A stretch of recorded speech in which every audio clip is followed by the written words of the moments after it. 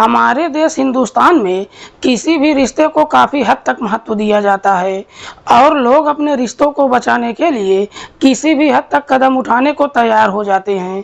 आज की कहानी में इन्हीं रिश्तों को लेकर एक ऐसा भयानक खेल खेला जाता है कि जब इसकी असलियत लोगों को मालूम चलता है तो वाकई में इसे सुनने के बाद हर किसी का सर शर्म से झुक जाता है। नमस्कार, प्रणाम। मैं आपका भाई, आपका दोस्त अभय और आप देख रहे हैं द कीप क्राइम। दोस्तों, आज की जो सच्ची कहानी मैं आपको सुनाने जा रहा हूँ, ये सच्ची कहानी है मध्य प्रदेश के शहडोल जिले की। शहडोल का एक थाना पड़ता है व्यवहारी। बात कर रहा हूँ मैं 25 मार्च की सुबह सुबह की। दरअसल इसी व्यवहारी थाने में एक व्यक्ति फोन करता है और पुलिस वालों से कहता है कि साहब, मैं खामदंड गांव का रहने वाला हूँ। दरअसल गांव के बाहर आम के बगीचे में एक महिला का डेड बॉडी पड़ा हुआ है, आप लोग जल्दी से आ जाइए। पुलिस को जैसे ही सूचना मिलती है, पुलिस फौरन ही अपनी टीम के साथ घटनास्थल पर पहुंचती है। सबसे पहले डेड बॉडी को चेक करती है तो मालूम चलता है कि मरने वाली महिला की उम्र लगभग 25 से 26 साल के आसपास है। दरअसल उसकी डेड बॉडी को देखकर पुलिस भी एकदम से चौंक जाती है, क्योंकि उसकी हत्या बड़ी ही बेरहमी तरीके से किया गया था। डेड बॉडी देखकर साफ अंदाजा लगाया जाता है कि उस महिला की हत्या करने से पहले उसके साथ दुष्कर्म भी किया गया होगा, क्योंकि उसके शरीर पर सिर्फ नाम मात्र का ही कपड़ा बचा था। पुलिस जब डेड बॉडी को चेक करती है तो मालूम चलता है कि उसके शरीर पर किसी तेज धारदार हथियार को कई बार चला दिया गया था। दरअसल उसके प्राइवेट पार्ट को आग से जला दिया गया था। पुलिस जब उस डेड बॉडी के बारे में वहां पर मौजूद लोगों से पूछताछ करती है तो गांव के लोग कहते हैं कि साहब, इस महिला का नाम नीतू राठौर है। दरअसल नीतू के ससुर का नाम है बाबूलाल राठौर और पति का नाम है रामजी राठौर, जो इसी गांव के रहने वाले हैं। पुलिस सबसे पहले डेड बॉडी को अपने कब्जे में लेकर पोस्टमार्टम के लिए भेज देती है और फिर इस बारे में नीतू के ससुर बाबूलाल से पूछताछ करती है। बाबूलाल पुलिस वालों से कहता है कि साहब, मैं खेती किसानी का काम करता हूँ और रात को अपने खेत पर ही रहता हूँ। घर पर मेरा बेटा और बहू रहते हैं। लेकिन पुलिस जब राम जी के बारे में पूछताछ करती है तो बाबूलाल पुलिस वालों को जवाब देता है कि साहब, मेरा बेटा मंदबुद्धि है, उसका कुछ पता नहीं रहता है कि वो घर पर रहता है या फिर कहीं और रहता है। हालांकि बाबूलाल जब इस तरह की बातें पुलिस वालों से कहता है, पुलिस को बाबूलाल की बातों पर भरोसा नहीं होता है। इसीलिए पुलिस अब राम जी से भी पूछताछ करती है। पुलिस जब एक पर एक कई तरह के सवाल करती है तो पुलिस भी पूरा भरोसा कर लेती है कि राम जी वाकई में मंदबुद्धि है। पुलिस बाबूलाल की तहरीर पर धारा 302 के तहत अज्ञात अपराधियों के खिलाफ मुकदमा दर्ज करती है और फिर इस मामले की छानबीन करना शुरू करती है। पुलिस इस मामले की छानबीन करते हुए नीतू के बारे में पड़ोसियों से पूछताछ करती है तो पड़ोसियों से पुलिस को मालूम चलता है कि नीतू की शादी 4 साल पहले राम जी से हुई थी, लेकिन 2 साल पहले नीतू गुस्से में आकर अपने मायके चली गई थी और अपने पति और अपने ससुर के ऊपर दहेज उत्पीड़न का मुकदमा दर्ज करवा दिया था। लेकिन पुलिस जब इस बारे में नीतू के मायके वालों से पूछताछ करती है तो मायके वाले कहते हैं कि साहब, मेरी बेटी की हत्या किसी और ने नहीं बल्कि उसके ससुर और पति ने किया है, क्योंकि दोनों मेरी बेटी को काफी परेशान कर रहे थे। हालांकि नीतू के मायके वाले उसके ससुर और पति के ऊपर आरोप तो लगाते हैं, लेकिन पुलिस इस बात को मानने के लिए तैयार ही नहीं होती है, क्योंकि पुलिस को लगता है कि नीतू की हत्या ही नहीं किया गया है बल्कि उसके साथ दुष्कर्म भी किया गया है। पुलिस इस बात को मानने के लिए तैयार ही नहीं होती है कि उसके ससुर और उसके पति ने नीतू के साथ दुष्कर्म भी किया है। पुलिस अपनी तमाम कोशिश कर लेती है, लेकिन बावजूद इसके पुलिस को कोई सबूत नहीं मिलता है। पुलिस के लिए सबसे बड़ी मुसीबत ये हो जाती है कि नीतू कोई मोबाइल भी इस्तेमाल नहीं कर रही थी, जिससे पुलिस को कोई मदद मिल पाती। इसीलिए पुलिस सच्चाई का पता लगाने के लिए अपनी एक लेडी कांस्टेबल को तैयार करती है और ये कहते हुए गांव में भेजती है कि गांव के लोगों से पूछताछ करो कि नीतू कैसी थी, क्या उसका किसी के साथ अफेयर तो नहीं चल रहा था। लेडी कांस्टेबल जब गांव के लोगों से पूछताछ करती है और जब पूरी कहानी अपने सीनियर अफसर को देती है तो कहीं ना कहीं पुलिस को इस ब्लाइंड मर्डर केस में एक हल्की सी रोशनी दिखाई देती है। दरअसल लेडी कांस्टेबल अपने सीनियर अफसर से कहती है कि नीतू व्यवहारी में ही मेहनत मजदूरी का काम करती थी। उसकी सहेली बता रही थी कि 24 मार्च को जब अपनी सहेलियों के साथ घर वापस आ रही थी, अपनी सहेलियों से बता रही थी कि मैं खेत पर अपने ससुर से मिलने जा रही हूँ। दरअसल लेडी कांस्टेबल कहती है कि नीतू की आखिरी बार मुलाकात उसके ससुर से हुई थी। हालांकि पुलिस के पास कोई सबूत तो नहीं होता है, लेकिन पुलिस फिर भी बाबूलाल को थाने में बुलाती है और फिर नीतू की हत्या के बारे में पूछताछ करती है। हालांकि पुलिस बाबूलाल से कोई सख्ती नहीं करती है, बल्कि मनोवैज्ञानिक तरीके से सवाल करती है। दरअसल पुलिस बाबूलाल से कहती है कि बाबूलाल, इतना याद रखना कि इंसान जैसा कर्म करता है, एक ना एक दिन उसके कर्मों का फल जरूर मिलता है। ये बात अलग है कि किसी को आज मिलता है तो किसी को कल मिलता है, और इंसान को अपने कर्मों का फल अगर जीते जी नहीं मिलता है तो याद रखना मरने के बाद तो जरूर मिलता है। पुलिस जैसे ही इस तरह की बातें कहती है, न जाने बाबूलाल को क्या हो जाता है कि आखिरकार वो नीतू की हत्या की पूरी कहानी पुलिस को बता देता है। दरअसल बाबूलाल बचपन से ही काफी परेशानियों का सामना करता है। जब काफी छोटा होता है तभी उसके माता पिता की मौत हो जाती है। बाबूलाल जब जवानी की दहलीज पर कदम रखता है, शादी कर अपनी पत्नी को घर लेकर आता है। 2 साल के बाद उसका एक बेटा होता है जिसका नाम रामजी रखता है। लेकिन रामजी जब 1 साल का होता है तब बाबूलाल को मालूम चलता है कि उसका बेटा एकदम मंदबुद्धि है। जब कुछ साल का समय गुजरता है, बाबूलाल की पत्नी की भी मौत हो जाती है, जिसकी वजह से बाबूलाल के ऊपर दुखों का पहाड़ टूट पड़ता है। बाबूलाल सोचने पर मजबूर हो जाता है कि उसका वंश कैसे चलेगा, क्योंकि उसका बेटा तो एकदम मंदबुद्धि है और उसकी शादी को लेकर बाबूलाल को चिंता सताने लगती है। इधर रामजी जब जवानी की दहलीज पर कदम रखता है, बाबूलाल अपने बेटे की शादी करने के लिए कई जगहों पर रिश्तों की बात करता है, लेकिन कहीं भी रामजी का रिश्ता तय नहीं हो पाता है। कई जगहों से रिश्ता आता भी है, लेकिन जब लोगों को मालूम चलता है कि रामजी मंदबुद्धि है, कोई भी उसे अपनी बेटी देने के लिए तैयार नहीं होता है। लेकिन जैसे ही कुछ महीने का समय गुजरता है, एक दिन बाबूलाल के घर में नीतू का रिश्ता आता है।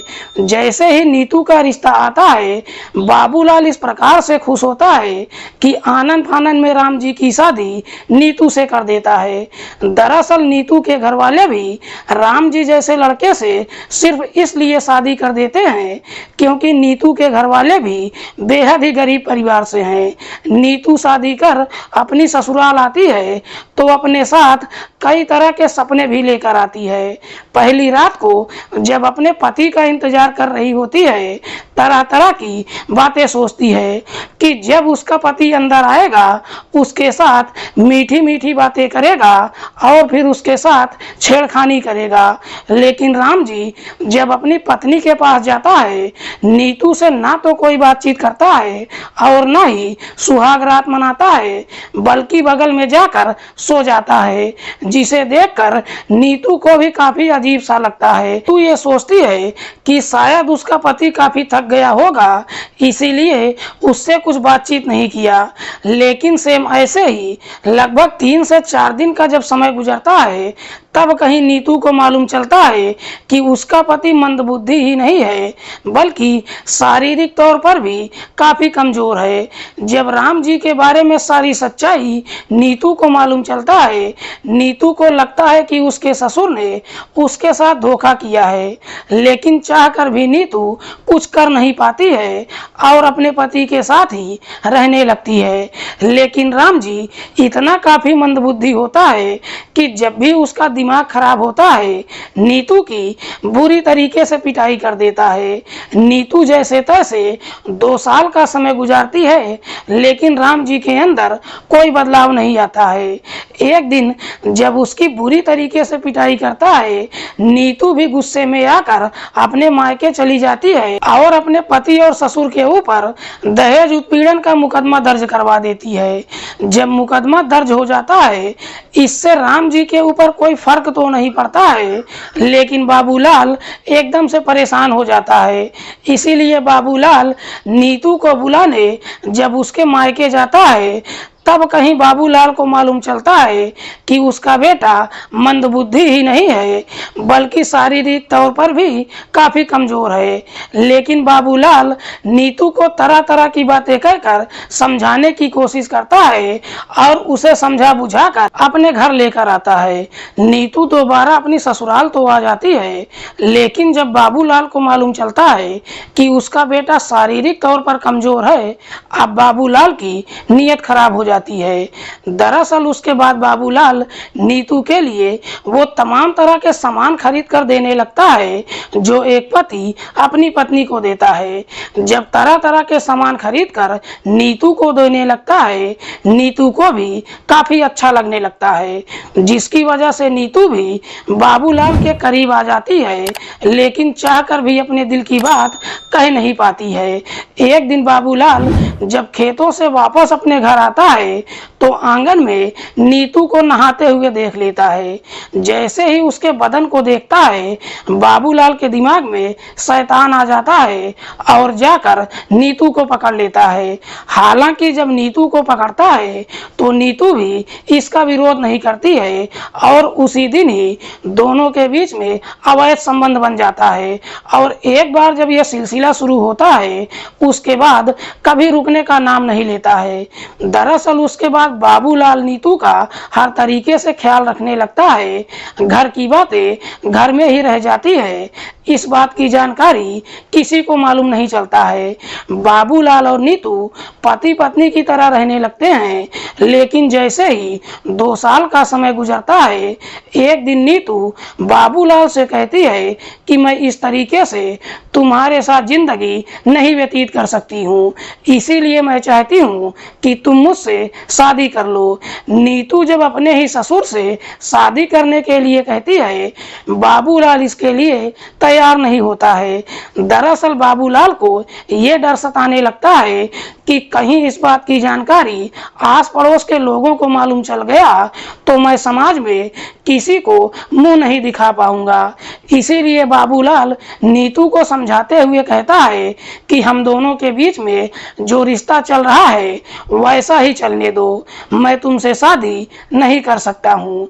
बाबूलाल जब शादी से इनकार कर देता है, नीतू भी एकदम से गुस्से में आ जाती है और गुस्से में ही अपने ससुर से कहती है कि तुम्हें हर हाल में मुझसे शादी करना ही होगा। नीतू जब अपनी जिद पर उतर जाती है, उसके बाद बाबूलाल अपनी बहू से दूरी बनाने लगता है। दरअसल मार्च महीने में जब फसल पक जाती है, उसके बाद बाबूलाल अपनी बहू से दूरी बनाने के लिए खेतों में ही एक मचान बना लेता है और रात भर उसी मचान में रहता है, जिसकी वजह से कई दिनों तक बाबूलाल और नीतू की मुलाकात नहीं हो पाती है। 24 मार्च को हर रोज की तरह नीतू जब अपनी सहेलियों के साथ व्यवहारी में मजदूरी करने के लिए जाती है, रास्ते में ही सोच लेती है कि अगले दिन मैं अपने मायके जाऊंगी। इसीलिए शाम के समय जब अपने घर के लिए निकलती है, रास्ते में अपने सहेलियों से कहती है कि मैं अपने ससुर से मिलने खेतों पर जा रही हूँ, क्योंकि कल मुझे अपने मायके जाना है। शाम के समय जब खेतों पर पहुँचती है, अपने ससुर बाबूलाल से कहती है कि मुझे तुमसे कुछ जरूरी बातचीत करनी है, इसीलिए रात के समय अपने घर चलो। जब रात के समय अपने ससुर को घर चलने के लिए कहती है, बाबूलाल इसके लिए तैयार नहीं होता है। नीतू जब अपनी तमाम कोशिश कर लेती है, बाबूलाल जब तैयार नहीं होता है, नीतू कहती है कि ठीक है, अगर तुम घर नहीं आओगे तो आज रात को मैं भी यहीं पर रहूंगी। नीतू जब खेत पर रहने की बात करती है, बाबूलाल एकदम से डर जाता है, क्योंकि बाकी के खेतों में भी कई किसान अपना मचान बनाकर रहते थे और रात के समय उससे बीड़ी और तंबाकू मांगने के लिए आते रहते थे।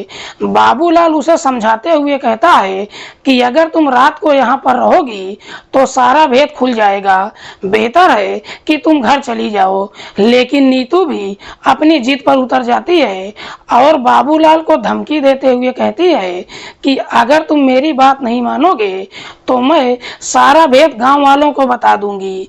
नीतू जब इस प्रकार की धमकी देती है, बाबूलाल इस धमकी से इस तरह से डर जाता है कि आगे पीछे कुछ नहीं सोचता है और वहीं पर नीतू की गला दबाकर हत्या कर देता है।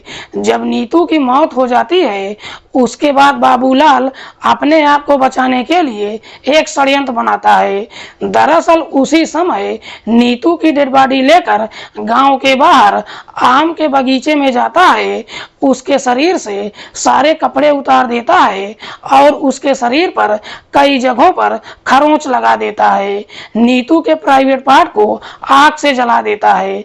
दरअसल बाबूलाल ये सब इसलिए करता है क्योंकि बाबूलाल को लगता है कि जब नीतू की डेड बॉडी पुलिस को बरामद होगी, सबको यही लगेगा कि नीतू की हत्या करने से पहले उसके साथ दुष्कर्म भी किया गया है, इसीलिए कोई भी उस पर शक नहीं करेगा। वाकई में बाबूलाल जब ये पूरी कहानी पुलिस को बताता है, पुलिस बाबूलाल को अपनी हिरासत में लेकर अगले दिन उसे जिला अदालत में पेश करती है, जहां से उसे जेल भेज दिया जाता है। इधर नीतू की मौत तो हो जाती है, बाबूलाल जेल भी चला जाता है, लेकिन उसके बेटे राम जी के ऊपर कोई फर्क नहीं पड़ता है कि उसके घर में क्या हुआ है। दोस्तों, इस पूरे घटना के बारे में आप क्या सोचते हैं? आप अपनी राय कमेंट बॉक्स में हमको जरूर दीजिएगा। मिलते हैं किसी और सच्ची कहानी के साथ, तब तक के लिए नमस्कार।